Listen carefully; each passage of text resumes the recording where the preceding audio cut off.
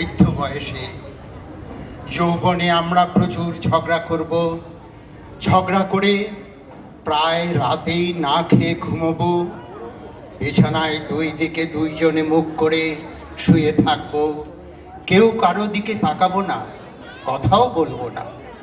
তুমি অভিমানে মুখ ফিরিয়ে কাঁদবে, বাইরে বৃষ্টি পড়তে শুরু করবে, ঠান্ডাতে আমি কাঁপতে থাকবো।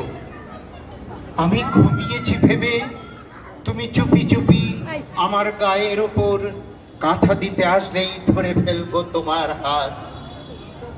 একদিন বাজার থেকে 5টা হলুদ গোলাপ কিনে বাড়ি ফিরবো।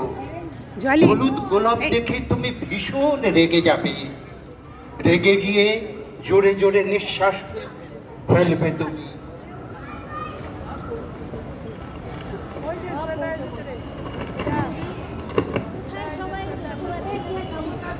আমি তখন বুক পকেটের কোণা থেকে লাল টকটকে একটা গোলাপ বের করে তোমার হাতে দেব। তুমি আচমকাই হেসে ফেলবে সেদিন।